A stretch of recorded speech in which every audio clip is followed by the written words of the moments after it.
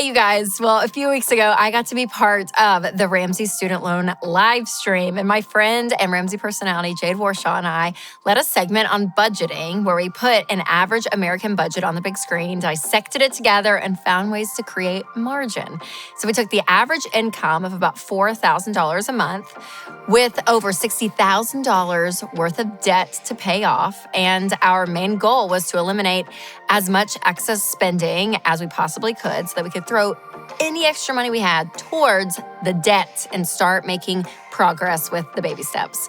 So it can be super helpful to see this process in action from start to finish. So that's what I wanted to do. So today, again, we're going to share all about the step-by-step guide for you to be able to lean on and to implement in your own life, because budgeting should be a part of your life. Okay, before we get started, I want to talk to you about one of my new favorite games right now, and it's Tapple.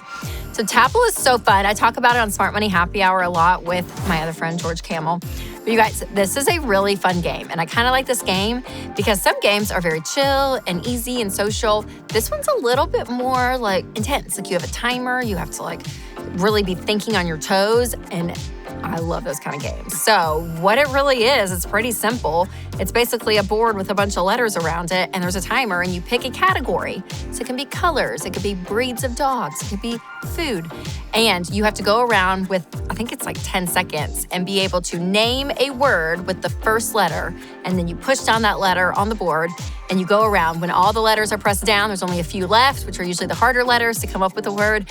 And if the buzzer dings, that person or that team loses, and you're the winner. So it's really, really fun. So I want you to play it as well with your friends, your family, your kids. So start making memories today and buy Tapple at Walmart or wherever you buy board games. All right, let's get to this budget, you guys. So again, $4,000 a month. We're going to assume that's within two people bringing in a paycheck of $2,000 per month. So we see here, paycheck one, paycheck two. So the very first category here is giving, and we always talk about giving first. And so this can be a tithe to your church. This could be giving to an organization that you love, but I always recommend 10% to giving. Now, some people push back on this if they're like, okay, Rachel, if there's not a lot of margin, if we're trying to get out of debt, how do we do this? You guys, I can't stress the importance of when you are giving, what it creates inside of you. Not only the person that you're helping or the organization that you're helping, but what it's doing to you, because money is never just about money. Money is so much a part of who we are, and who we are through this journey is just as important as the numbers that we see on the screen. So while it feels like you're going backwards because you're giving money away where it could be helping you progress financially, you're gonna find more joy in your life when you are giving, when you live your life with an open hand. And that has to be created even when things feel like they're tight. When things are created, even in the sacrifice, that becomes a part of who you are. So as you graduate out of getting out of debt, as you graduate of having your emergency fund and you start funding retirement, and you actually start seeing progress with your money, who you are is still gonna be a giver because you're gonna be giving all along the way. I think one of the biggest myths out there is that if I just had more money, I would give. And I would argue, I think it's more of a heart issue than a math issue. And it's easier to think, oh, well, if I just made, an extra $500 a month, I would give that, or I could give more. I could give, actually. When in truth, lifestyle creep, our way of being, you end up just spending up to that line. So when you practice giving, even if it's a little bit, it's who you are as a person. And so that's where the focus is. Now, I know I get pushed back a lot in the comments on these videos about this. And here's the deal, you guys, you're an adult. You do what you want. I'm here to tell you about the ways that I have found that winning with money and how it works. So I'm gonna share those with you, and part of that is giving, I believe, because again, it affects the whole person. But you're an adult, and if you think, I don't wanna do that, then you don't have to do that. But as a person, I'm telling you, you will find more joy in who you are. That character piece is so crucial. So that's why I always put giving at the top. I say give a little until you can give a lot. So be giving something is what I would say. Okay, next we have an emergency fund of $100. And I'm gonna assume here that they already have their $1,000 emergency funds, because down below we're gonna work on the debt. So for this example, I'll come back to it, but sometimes people continue to save above their $1,000, where we would say just pause at $1,000. So we'll come back to that. All right, we got rent and mortgage, we got all the utilities here, which looks correct, gas, maintenance for the car. We have groceries, restaurants, health insurance, all your insurance, all your subscriptions. Oh, we got some subscriptions. Yes, we do. And then we have some fun money, entertainment, clothing. Okay, so the very first thing I always do when I look at a budget is I'm like, where can we just cut? Where can we cut? And I would say, again, I'm gonna assume that this person has $1,000 saved, because if they don't, we wouldn't be putting money towards debt. So I'm gonna just put that at 0. So they have $1,000, they're gonna be working towards their debt here. Restaurants, y'all, when you have debt, it's gonna hurt. I'm gonna just say no. Let's just take it out for now. Let's up this to $500, because if you're not eating out, you're gonna need to eat in. So let's go 500. Let's keep our insurances, of course. Okay, look at all these subscriptions. Yeah, I'm gonna be cutting one. So I'm gonna drop Netflix. Sorry, Netflix. Okay, we got Amazon Prime, which automatically means you're spending money you probably don't need.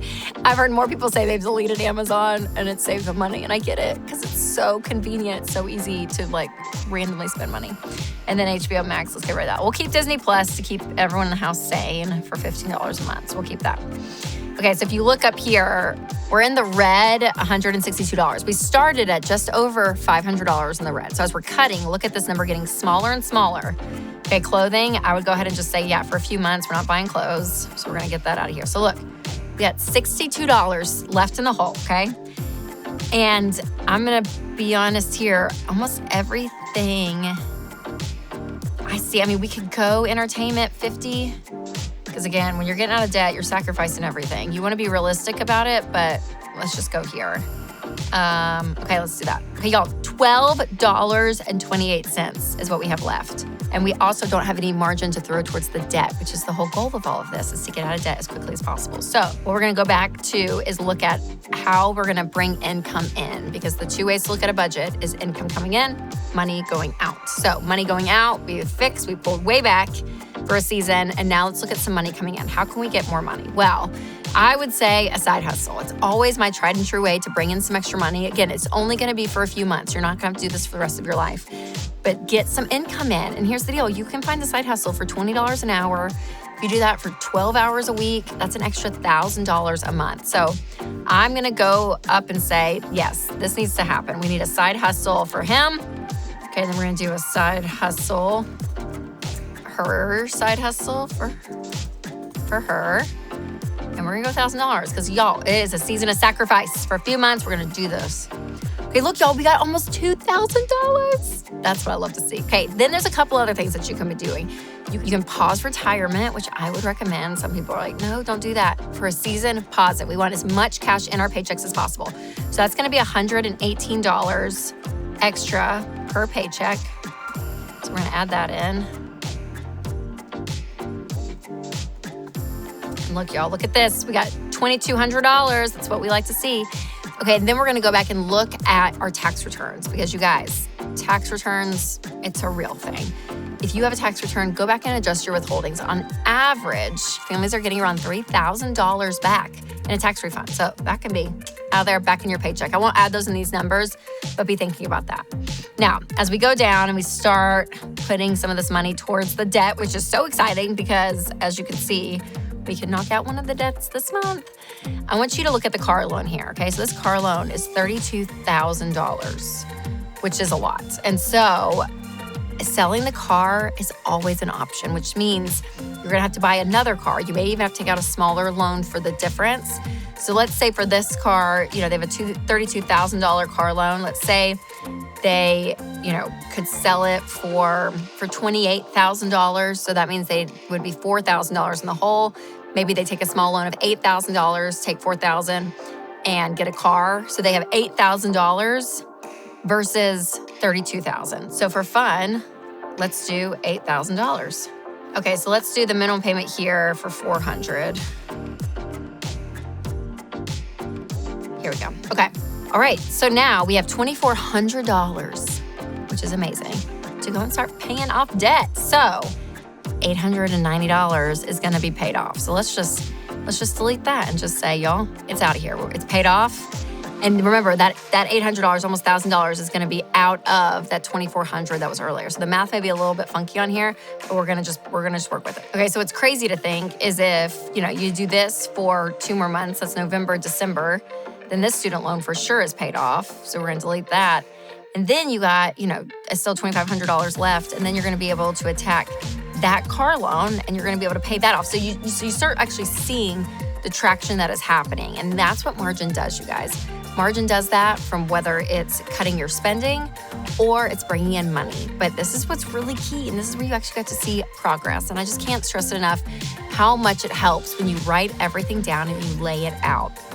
If you're someone who's bringing in a steady income, but you're feeling like you are still living paycheck to paycheck, a budget is the first step towards making progress. So if you haven't tried the Every Dollar Budget yet, which is exactly what I'm doing here, make sure to download it because it is absolutely fantastic. So download it, give it a try, because again, this budgeting breakdown is still, it's fresh on your mind when you're here right now. So go and download it like right this second and start plugging in your numbers to your budget. And make sure to send this video to a friend who might be sick and tired of that feeling of just staying in debt and they haven't seen progress, because this will give you progress. And as always, you guys, remember to take control of your money and create a life you love.